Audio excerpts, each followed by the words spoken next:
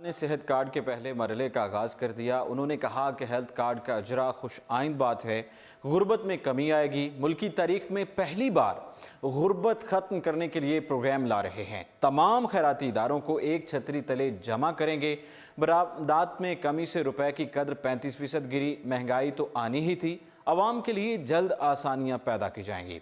वज़ीर-ए-आज़म इमरान खान ने इस्लामाबाद में हेल्थ कार्ड इजरा की तकरीब से खिताब करते हुए कहा कि हेल्थ कार्ड का इजरा बहुत अच्छी बात है। खैबर पख्तूनख्वा में हमने हेल्थ कार्ड फराहम किए।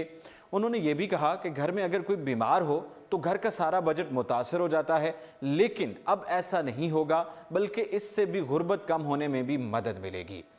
मुझे कैंसर की बीमारी का तब पता चला जब मेरी वालिदा को बीमारी हुई। मुल्क में हस्पताल ही नहीं था। एक गरीब घराने में कैंसर होती थी तो गरीब घराने अपना सब कुछ फ़रोख्त कर देते थे।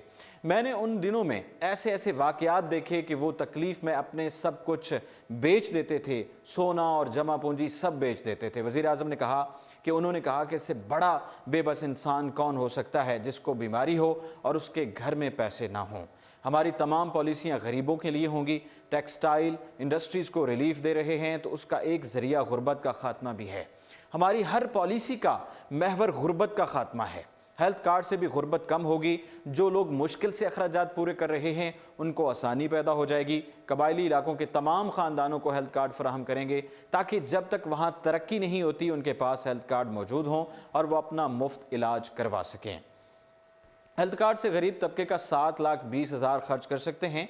इमरान खान ने कहा कि मुल्क की तारीख में पहली बार गुर्बत में कमी के प्रोग्राम को हम ला रहे हैं। खैराती इदारे, बैतुल माल, NGO सब को एक ही छतरी तले जमा कर रहे हैं। इस प्रोग्राम से गुर्बत ख़त्म करने में मदद मिलेगी। उन्होंने कहा कि इंपोर्ट और एक्सपोर्ट में कमी से रुपए की कदर जो है उसमें भी कमी आई है, जबकि रुपए में जो है 35% जो है वो गिरा है और महंगाई तो आनी ही थी। गैस और बिजली की कीमत भी बढ़ गई है जिससे महंगाई में इजाफा हुआ है।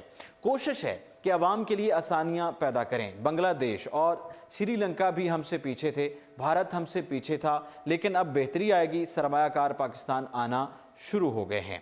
पाकिस्तान की जियोपॉलिटिकल सूरत हाल पर एडम गैरी का हैरान कुन तज्जिया सामने आया है। पाकिस्तान ने दहशतगर्दी को शिकस्त देकर अब दुनिया की बेहतर मईशत बनने की ठान ली है। मुस्लिम उम्मा में बढ़ता हुआ पाकिस्तानी असर व रसूख ये बताता है कि पाकिस्तान का मुस्तकबिल जो है वो हैरान कुन है। दूसरी तरफ पाकिस्तान की जियोपॉलिटिकल सूरत हाल पर एडम गैरी ने यह कहा है कि पाकिस्तान ने दहशतगर्दी को शिकस्त देकर अब दुनिया की बेहतरीन मईशत बनने का इरादा कर लिया है। अब वो अपनी मईशत और अपने बैन-अवी ताल्लुकात पर तवज्जो दे रहा है।